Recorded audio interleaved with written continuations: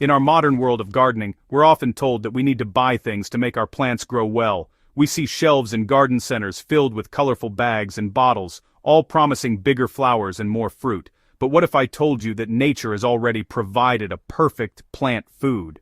What if this plant could give you endless fertilizer for free? This special plant is called comfrey.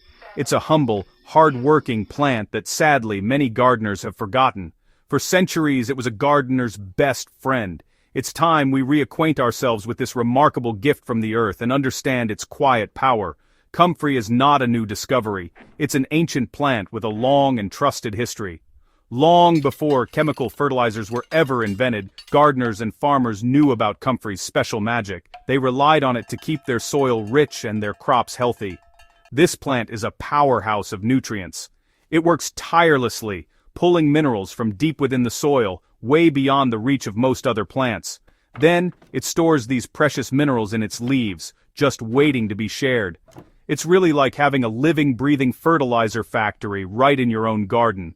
Comfrey asks for very little but gives back so much in return. The beauty of comfrey is its generosity. It's a plant that's all about giving. When you cut its leaves, they grow back again and again, all through the growing season. This provides a continuous supply of rich, green material that can feed your entire garden. Just imagine never having to buy another box of fertilizer. Imagine your plants growing stronger and healthier, fed by something you grew yourself. That's the simple promise of comfrey. It connects us back to a more sustainable, cyclical way of gardening, where the garden itself provides what it needs to thrive. It's a lesson in self-sufficiency. This isn't complicated science. It's simple, practical gardening wisdom that's been passed down through generations. Comfrey represents a return to working with nature, not against it. It's about observing how natural systems work and then gently applying those principles to our own small patch of land. In the following sections, we'll explore exactly how this incredible plant works its magic. We'll learn how to grow it, how to harvest it, and how to use it to bring new life to our soil and our plants. It's time to welcome this old friend back into our gardens. So, how does comfrey perform this amazing trick? The secret lies deep beneath the ground. Comfrey has an incredibly deep and powerful root system, a taproot that can burrow down 10 feet or more into the subsoil. This is a part of the earth that most garden plants can never reach. Down in these deep layers are valuable minerals like potassium, phosphorus, calcium, and so many other trace elements. Over time, rain washes these nutrients down, making them unavailable to the shallow roots of our vegetables and flowers. Comfrey acts like a biological miner, drilling down and bringing these lost treasures back up to the surface. Once the comfrey plant has absorbed these minerals, it stores them in its large, generous leaves. This is why comfrey is often called a dynamic accumulator. It's actively gathering and concentrating nutrients. The leaves become dark green storehouses of goodness, particularly rich in potassium. Potassium is incredibly important for plants. It helps them form strong flowers and develop healthy, flavorful fruit. It also helps plants become more resilient, better able to withstand drought and disease. When you look at a healthy comfrey plant, you're looking at a living pile of perfectly balanced, natural plant food. This process is a beautiful example of nature's cycles. The nutrients were never truly lost, just out of reach. Comfrey bridges that gap. It brings the deep earth back into the cycle of life in your garden. When you use comfrey leaves, you're simply transferring that stored wealth to your other plants. You're taking the minerals that the comfrey has mined and making them available to your tomatoes, your roses, and your beans. This is a far more gentle and natural process than applying harsh, synthetic chemicals. The nutrients are in a form that plants can easily absorb. Unlike chemical fertilizers, which can create weak, sappy growth and harm the delicate life within the soil, comfrey feeds the whole system. The organic matter from its leaves improves the soil's structure. It encourages beneficial worms and microbes. Plants fed with comfrey grow strong and steady. Their cell walls are tougher, their color is deeper, and their overall health is more robust. They're not just being fed, they're being nourished in a complete and holistic way. This is the fundamental difference between feeding the soil and simply feeding the plant. Comfrey does both. For countless generations, comfrey was a cornerstone of the productive garden. It was an essential tool for anyone living off the land. Before the advent of industrial agriculture and the chemical revolution after the Second World War, gardeners had to be resourceful. They couldn't just go to a store and buy a bag of NPK fertilizer. They had to create their own fertility. Comfrey was one of their most reliable methods for doing this. They knew that planting a patch of comfrey was an investment in the long-term health of their soil. It was a vital part of a self-sustaining system. These old gardeners understood the plant's rhythms. They would cut the leaves several times a year, using them to feed their hungry crops, particularly potatoes and tomatoes, which thrive on the high levels of potassium that comfrey provides. They would line potato trenches with the wilted leaves, knowing it would give the new tubers the perfect start in life. The knowledge was practical, passed down from parent to child. It was simply the way things were done. Comfrey was as common and as necessary a garden plant as any vegetable. Its place in the garden was unquestioned because its value was proven year after year. So, what happened? Why did this incredibly useful plant fall out of favor? The answer lies in the rise of the modern chemical industry. After the war, companies that had been producing chemicals for military purposes needed new markets. They turned their attention to agriculture and gardening. They offered a new scientific way to grow things. Concentrated, fast-acting chemical fertilizers were marketed as a clean, easy, and superior alternative to the old, messy ways of using compost and plants like comfrey. The promise of convenience was very powerful, and people began to forget the old wisdom. Comfrey had another characteristic that made it unsuitable for this new commercial world. You can't easily sell it as a recurring product. Once you have a comfrey plant, you have it for life, and you can easily propagate it to make more plants for free. This is wonderful for the gardener, but not so good for a business that relies on customers coming back to buy more fertilizer every year. As gardening advice became more commercialized through magazines and television shows, often sponsored by chemical companies, comfrey was simply left out of the conversation. It was too good, too free, and too self-sufficient for the new economic model.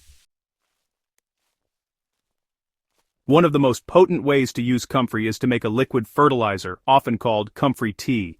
This is a dark, nutrient-rich liquid that your plants will absolutely love. To make it, you will need a bucket with a lid and, ideally, a tap at the bottom. Tightly pack the bucket with freshly cut comfrey leaves. You don't need to add any water. Place the lid on top and weigh it down with a brick. Over a few weeks, the leaves will break down and rot, releasing a thick, dark, and very smelly black liquid. You can drain this concentrate from the tap. Dilute this liquid with water at a ratio of about 1 part comfrey liquid to 10 or 15 parts water, until it is the color of weak tea, then use it to water your plants. A simpler, quicker method is to use comfrey as a mulch. This technique feeds the soil and your plants while also suppressing weeds and conserving moisture. All you need to do is cut the comfrey leaves and lay them directly on the surface of the soil around your plants. Place them around the base of hungry plants like tomatoes, peppers, squash, and potatoes. As the leaves break down, their rich store of nutrients will be slowly washed down into the soil by rain or watering. The worms will also come up and pull the decaying leaves down, further enriching the soil. This is a slow-release fertilizer that builds soil health over time. Finally, comfrey is a fantastic activator for your compost heap. A compost heap needs a good balance of green materials, which are rich in nitrogen, and brown materials, which are rich in carbon.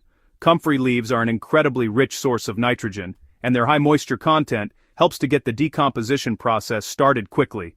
When your compost heap seems a bit slow or sluggish, adding a few layers of comfrey leaves can give it a powerful boost.